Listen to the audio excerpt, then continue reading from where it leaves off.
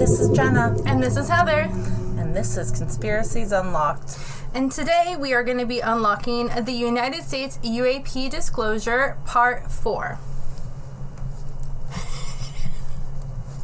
So we begin Part 4 with Miss Luna, who starts speaking to Mr. Grush. Mr. Grush is the Tennessean lawyer. The Tennessean... No. Which was Mr. Grush? Mr. Grush is a whistleblower. Oh, yes. Okay, He's one of the whistleblowers. Oh, and so there's three whistleblowers. Yeah, they're questioning. Just to remind everybody, there's Mr. Grush, there's Mr. Graves, and there's Mr. Fravor. And Mr. Grush is the one that he is like... I don't want to say a star witness, but they seem to be going to him first for a lot of questions because it seems like he has more knowledge of like the government cover-up aspect of it and the reverse engineering aspect of it and the aspect of actual aliens, extraterrestrial, non-human entities, whatever you want to call them. So they're really like pushing him because those are the like questions people want to know the answers. So Miss Luna does ask him, in the last couple years, have you been in fear for your life for addressing these issues? And then he says, yes, I have personally. Miss Luna then states, I just want everyone to know that he is coming forward in fear of his life. To put into perspective, if they were really not scared, they meaning like the government, about this information coming forward, UAPs, aliens, and such, why would someone be so intimidated like that? And then she goes on to say, to your knowledge, are NHIs working with adversarial foreign governments in either technical exchange programs or back engineering programs? Mr. Grush stated that he did not have data on that and he's not sure. Miss Luna then asked him, have you heard or had any people come forward, to present that evidence? He said that he did not, that not the particular evidence that she just exposed. So not on that. Miss Luna stated that on April 19th, Dr. Kirkpatrick, head of Aero, had said that he did not find any evidence of UAPs, or that you did not find any evidence of UAPs. You also stated that you had an interview that you had briefed him on information that you were uncovering, but he did not follow up with you. Were the items that you divulged to him regarding national security? Mr. Grush did admit that yes, that they both had classified conversations in April of 2022 before he overtook Aero in July of 2022, that he provided him with concerns that he had at that time. Miss Luna then asked, do you know why he may not have followed up with you? And Mr. Grush just stated, obviously, that, unfortunately, he could not read his mind and that he wished that he had more information and he was happy to give counsel to him on to where to look and to help Aero. She asked him, she stated you received prior approval from the Defense Department to speak on certain issues, correct? Grush did admit, yes, correct. Through the Dobster DOD, the pre-publication and security review, I just wanted to remind the public they're looking from a security perspective, and these are my own personal views and opinions, not the department's. Miss Luna states, I'm asking that mainly because I think many people want to discredit you. It does bring a certain amount of credibility to your testimony. Mr. Grush then stated that he is required by law to do that as a former intelligence officer, or he will go to jail by stating the classified information, revealing. Miss Luna stated that, we don't want you to go to jail. The next question was for Mr. Graves, and she asked him, can you explain to me in detail the event that occurred at Vandenberg Air Force Base? Mr. Graves stated in 2003.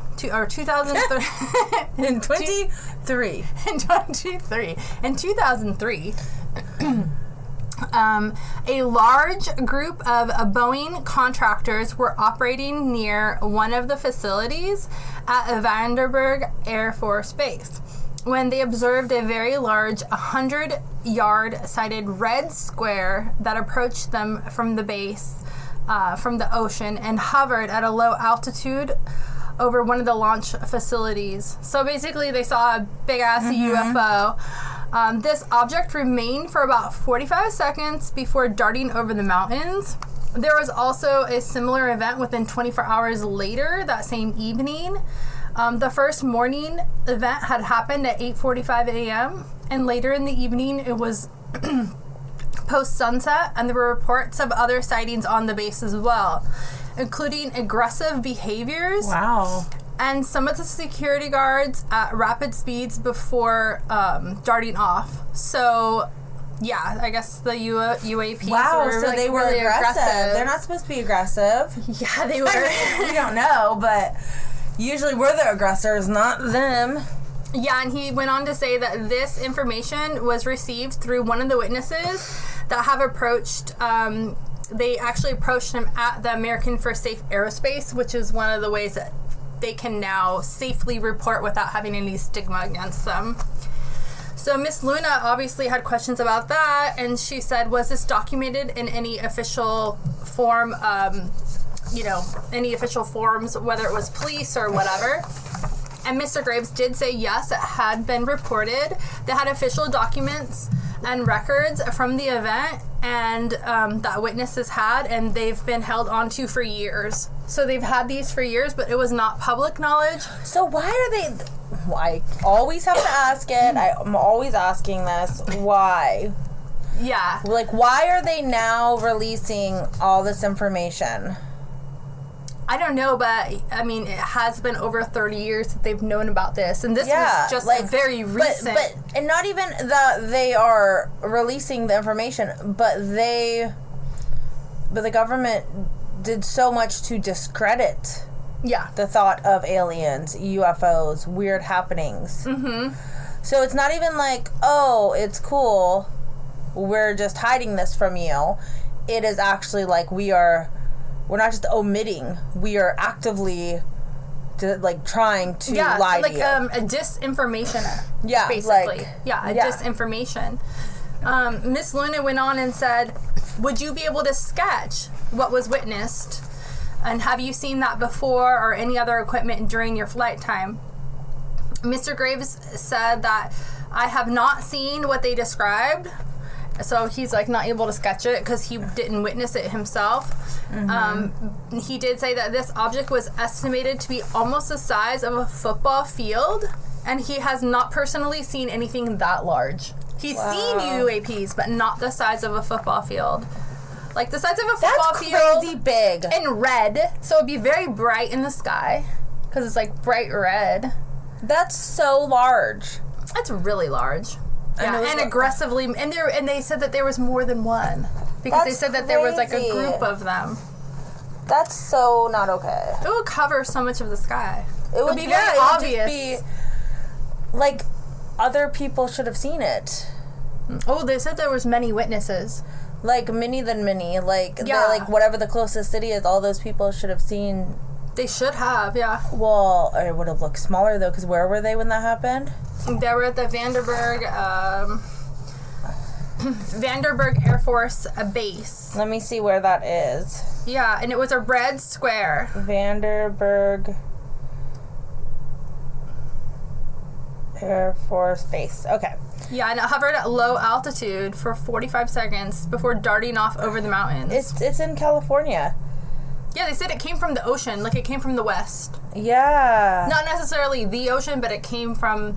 Yeah, he did say... Oh, yeah, looking on the map. Yeah, no, that would make sense that it came from the ocean, and that would also be why they were unable to see it anywhere else. Because if it was just in the ocean, came over, and then left again... Yeah. I mean, not that they were unable to, but that, it wasn't so massive for everybody else. Mm-hmm. But I mean, yeah, definitely other people could have seen it. Yeah. And there was more than one. And you know what else is there? at Vandenberg Air Force Base. There's a space launch complex number 10. It's a museum in Santa Barbara, California. Oh, wow. That's cool. And that's over there, too. And it has, like, Pocket Rocket Drive. That's a funny name. Yeah, I don't know what that is. But, yeah. Isn't that interesting? That is interesting. So Miss Luna, she, in reference to the gimbal video Go Fast incident, I guess that's what they're calling it, she says, can you clarify, because to our understanding, the footage was cut off at a certain point. What happens at the end of that for the American public who want to know? Mr. Graves said there was some instability with the object. It seemed to rock a bit, and then it seemed to rock a bit, and that's the last that I saw on the video. Much of the data that I recommended to be analyzed would be consistent of radar data that would provide precise information on the object, as well as the fleet of objects that were also operating nearby. So there was a fleet of objects. That's crazy. Not just one. I wonder if that was like the motherboard. Like the mothership. Like the big red thing was the mothership, and then there was like all little ones. Where they all came off of. Yeah. That makes a lot more sense than just having like a multiple football-sized field. Yeah. Aircraft. It just seems too big. Well, I don't know. I mean, it's possible. It's definitely possible. It is space, and space is very large. Yeah. So Ms. Luna did say, in regards to the reporting procedures with the FAA, to your understanding, commercial pilots, are they receiving cease and desist letters from corporations for coming forward with information in regards to the safety for potential airline passengers? Wow. And Mr. Graves did say that he has been made privy to conversations with commercial aviators who have, yes, they have received cease and desist letters, like not to talk about it. So I wonder if they have to sign like a what's that when you have to sign it? Don't talk. NDA. They might have to sign NDAs. Yeah, I'm sure. Yeah, for sure. Because if they're signing, they have to sign cease and desist. Well, no, you don't sign a cease and desist. They just give it to you. They just give it to you, and that means that you have to stop. Mm-hmm. And these are people that already signed the NDAs, then, right? Well, I don't know if there are NDAs. I'm just speculating. They would. Probably are. Yeah, I mean, everybody has NDAs. To work at my work, you have to have an NDA. I'm sure you signed an NDA, and you don't even know you signed it when you... Maybe, yeah. Well, there's HIPAA laws where I work, because I work in nursing. Yeah, so it's kind of like the same thing, HIPAA law, and then the NDA just, like, for privacy and stuff. Mm-hmm. Just non-disclosure, so you're not allowed to talk about it with anybody else. Yeah, so Miss Luna then asked, so the American public should know corporations are putting their own reputations ahead of the safety of American people. And I think you would agree with that statement, and Mr. Graves just said it appears so. Miss Luna was out of time, and she yielded to Mr. Malkovitz. Mr. Malkovitz, he had a question for Mr. Graves and Mr. Fravor, and he basically said, let's talk about the laws of physics. I heard you talk about speed, and when those objects broke the sound barrier, did they make a sonic boom? Mr. Fravor stated, I was in a jet. You cannot hear anything. It's kind of loud in there. Mr. Graves said, yeah, you're not able to tell while inside the vehicle. I will say the objects we were seeing were spherical. These are different objects. Then this is a separate occasion. Yeah. They were spherical, and they were observed up to Mach 2, which is a very non-aerodynamic shape. What about G-forces, he asks. Could a human survive those G-forces with the known technology today? Both Mr. Fravor and Mr. Graves stated no. Not for the not for the acceleration rates that we observed. So us humans would not be able to survive. Yeah. The G-forces would kill us. That's or crazy. Knock us out, and then we'd crash. I don't know. And then he asks, what about what they look like? How close did you get? Could you see a seam or a rivet or sections? And what I mean is, obviously, the jets you're flying have those things. Did these objects have those? Mr. Graves stated, I didn't have the detail and able to see that. So he wasn't like close enough to be able to see details. And Mr. Fravor said, we were about half a mile within the Tic Tac, which people say that's pretty far, but in airplanes, that's relatively close. And no, it was perfectly white and smooth, no windows. Although when we did take the original video that was out there, if you put it on a big screen, you actually had two little objects that came out of it. Other than that, no windows, no seams, nothing. So he did actually say like the Tic Tac. Mm-hmm. Now he's saying two little ones came out of it, little UFOs. Yeah. So it's like not just the one, it's multiple. Yeah, that's crazy. Like, what are they doing? Mr. Grush then said, as a result of your previous, or he asked Mr. Grush, as a result of your previous government work, have you met with people with direct knowledge or direct knowledge yourself of non-human origin craft? Mr. Grush said, yes, I have personally interviewed those individuals. Mr. Grush, he asked Mr. Grush, as a result of your previous government work, have you met with people with direct knowledge or have you known a direct knowledge about ATS's advanced technologies that the U.S. government has? Mr. Grush stated that he was briefed to advanced tech, the preponderance of the Defense Department's both space and aerospace compartments, programs, and then he said, yeah. He then asked, do you have knowledge or do you have a reason to believe that there are programs in advanced tech space that are sanctioned? Mr. Grush said, yes, I do. And when you say that they are above congressional oversight, what do you mean? Mr. Grush explained that it was a complicated question and that he said, I'd call it abuse here. Congressional oversight of a conventional special access programs all use Title 10. The DoD is an example. U.S. 10 Code Section 119 discusses congressional oversight of SAPs, discusses the depth of SecDef's ability to waive congressional reporting. However, the Gang of Eight is I don't know what all this stuff is. What's the Gang of Eight? I don't know. I really don't. I'm so sorry. I need to find out.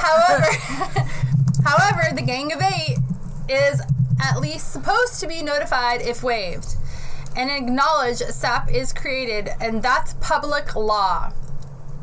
Okay, so the Gang of Eight is a term for a set of 8 leaders within the United States Congress who are briefed on classified intelligence matters by the executive branch.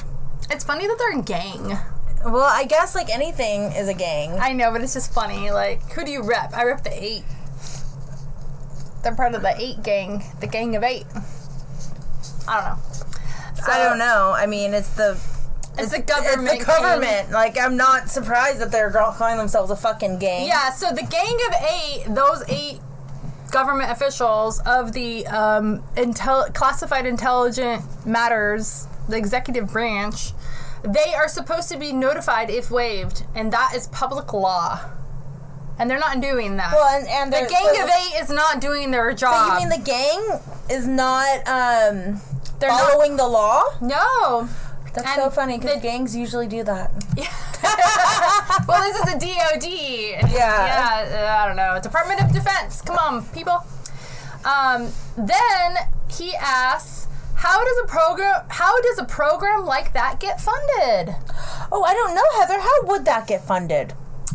I mean, they're a gang, so. Mr. Grush says, I will give you generalities. I can get very specific in a closed session. And then he said, misappropriation of funds. Mm-hmm. All he can say is misappropriation of funds. Wow. That's it. Wow. I mean, he can go to skiff and probably really get down to it, but that's it. Wowzers. Then he asks, does it mean there is money in the budget that is said to go to a program, but then something else happens and it doesn't go to that program. Like, obviously. Oh, you mean like everything? And then Mr. Have Grush... you seen the roads on California? You mean the money that doesn't go to the roads on California? Yeah. Oh, what's supposed to? The fucking gas tax? And then Mr. Grush says, yes. Oh, good. I have a specific knowledge on that. Yep. So ridiculous. I'm quoting people here. That's why I'm reading so funny, because I'm quoting. And then he asks, do you think the U.S. corporations are overcharging for certain tech they're selling the U.S. government, and that additional money is going to programs? So they're just going to overcharge, you know? Yeah, of course they will. And then That's how it works. Mr. Grush says, correct. Something like that called IRAD. I didn't look up IRAD, but... I will. IRAD. IRAD. IRAD is Illinois Regional Archives Depository. IRAD system? Is that what you mean? Yeah. Or is it IRAD military and government? IRAD is Independent Research and Development. He says, correct, through something called IRAD. That's where the money is getting misappropriated. Probably IRAD. Independent Research and Development. The next question is, dun, dun, dun, dun. No, he says, we have satellites all over the place. Ones we are aware of and ones that we are not aware of. We take pictures of everything at every point of every second. Mr. Grush, are you aware and do you have direct knowledge? Have you talked to people with direct knowledge that there are satellite imagery of these events? So basically, like, why isn't there any satellite imagery of these events? Mr. Grush did answer. Because they've been deleted? Well, he says, that was one of their primary tasks at NGA since we process, exploit, and disseminate that kind of information. We have seen multiple cases, some of which my understanding since I left NGA in April. So that is my information cutoff date. So he doesn't have anything up until April. That's crazy. I personally reviewed what we call overhead collection, which is satellite collection, overhead collection from other strategic and tactical platforms that I could not have even explained to you. I have a degree in physics, by the way. I'm aware you have not seen the reports, unfortunately, and I do not know why. So he's like, I have a degree in physics, I can't explain it. Like, obviously it's not of this world. Yeah. It's not, you know. Yeah, our for physics sure. does not, yeah.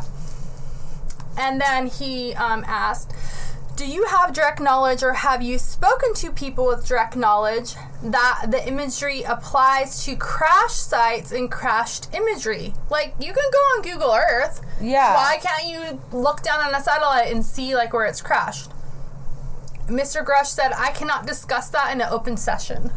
Ooh. So there are, but most likely. Isn't he supposed to, like, say everything? Isn't this the point of this? Is to, like, explain everything? He went on to ask, do you have any information that the U.S. government is involved in a disinformation campaign to deny the existence of certain UAPs? Uh-huh. Well, yes. That would be a yes, correct? Mr. Grush stated, I cannot go beyond what I have already stated publicly in my News Nation interview because it touched on other sensitivities. Mr. Moskowitz then yields the balance of his time, which was 1 minute, 10 seconds, and 1 minute and 10 seconds, to then move to Miss Fox. Miss Fox. She goes on to say, Mr. Grush, in your sworn testimony, you stated the U.S. government has retrieved supposedly extraterrestrial spacecraft and other UAP-related artifacts, or artifacts. You go as far to say the U.S. is in possession of non-human spacecraft. And some of these articles have circulated with defense contractors. Several other former military and intelligence officials have came forward with similar allegations in a non-public setting. However, Dr. Sean Kirkpatrick, the director of AARO, testified there has been no credible evidence thus far of extraterrestrial activity or of off-world technology brought to the attention of the office. To your knowledge, is that statement correct? And before we get into Mr. Grush's answer, I just wanted to remind everybody that Dr. Sean Patrick is now the director of AARO. He took over after he left. So now he's discrediting him by saying, well, we looked into all this and there's nothing there. That's why he was saying, I only know up until April. Yeah. Now all of a sudden, since April, there's nothing there? Yeah. Oh my God. I call bullshit. Yeah. So Mr. Grush answers and states, it's not accurate. I believe Dr. Kirkpatrick mentioned he had about 30 individuals that have came forward to AARO, and a few of those individuals have came forward were also ones that I interviewed. So, like, wait, what the fuck? That's like conflict of interest, right? Like, no, well, like, Mr. Grush is calling bullshit. Yeah. Because he's like, I don't think it's accurate. No. 30 of those people came forward and told Dr. Kirkpatrick that they saw UAPs or whatever they told him they saw. And those same people, Mr. Grush interviewed him. So it's like, why would they now tell Dr. Kirkpatrick, no, we never saw anything. Just kidding. Yeah. We never saw anything. Then Miss Fox interrupts Mr. Grush, but he continues by saying, she tried to interrupt him after he said that he'd also interviewed them, and then she interrupted and said, I know what they provided Dr. Kirkpatrick and their team. Okay. Then he raises his voice. Oh, sorry, I'm so sorry. I read it really weird because I typed it weird. But basically, she interrupted him and she said, okay. Like, okay. And then he raised his voice over her, okay. And he went on to say, I was able to evaluate information. Then she stopped him again and she said, okay. And then said, I need to go on. He then says, sure. But she says, my understanding is that the statement is accurate. It came from a direct quote. This is a contradiction is a perfect example of why we need to inject transparency in our government.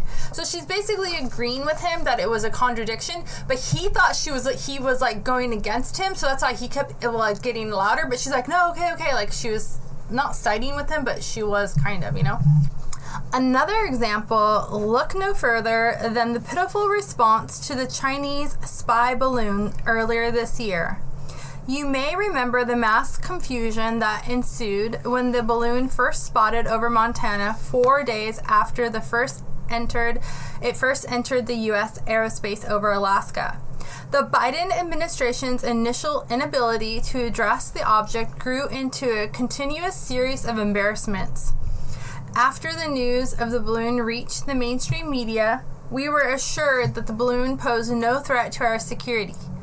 However, after the balloon was allowed to transit the entire continental U.S., fighter jets were scrambled off the coast of South Carolina to shoot it down.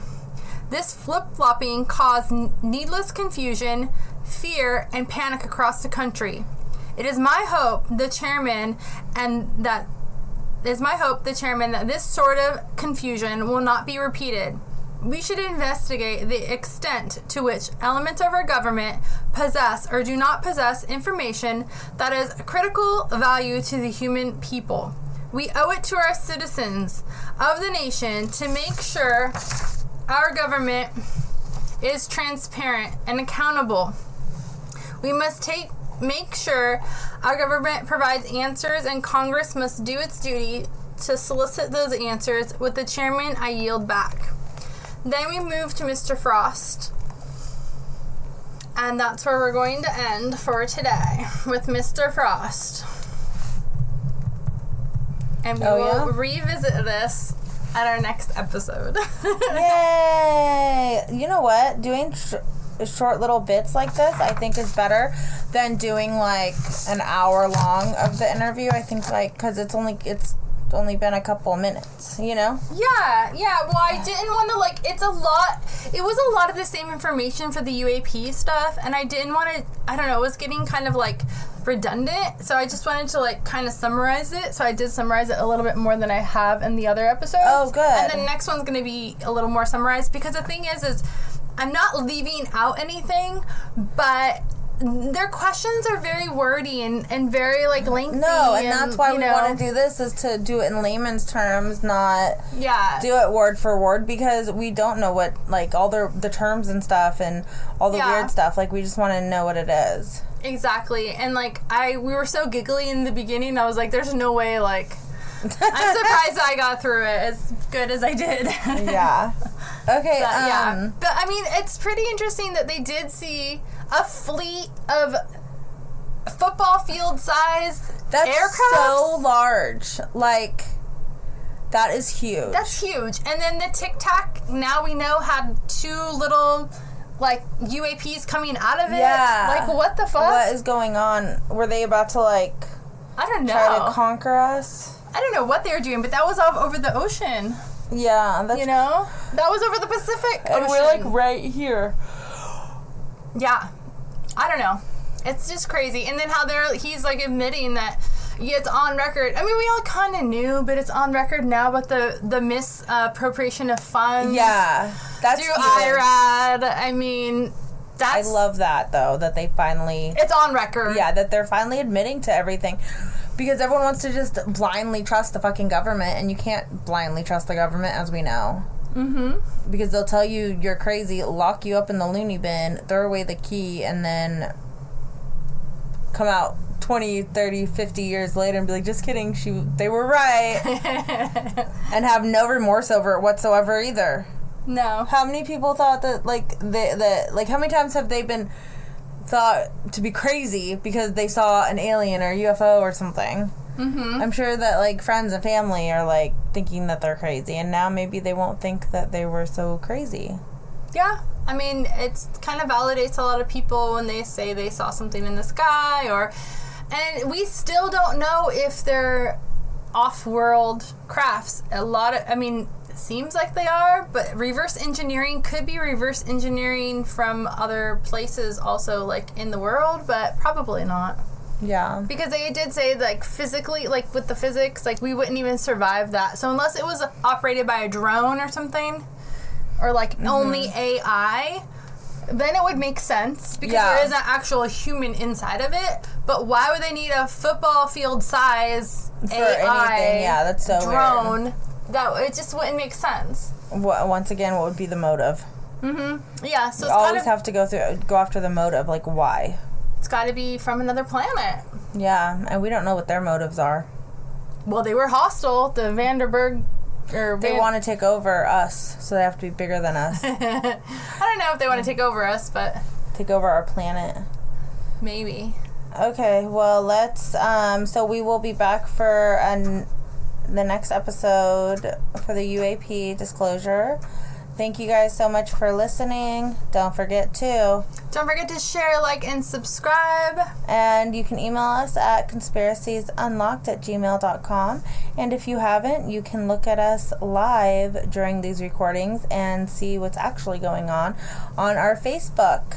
Yes. And YouTube. So go follow us on either of those or all of them. And don't forget to follow us on TikTok also, because we have a TikTok. Yeah, and we can't go live Instagram on there yet, but we're close. So go like us so we can get live on there. Yeah, we want to go live on TikTok. So yeah, if you have TikTok, you can find us. Obviously, we are Conspiracies Unlocked.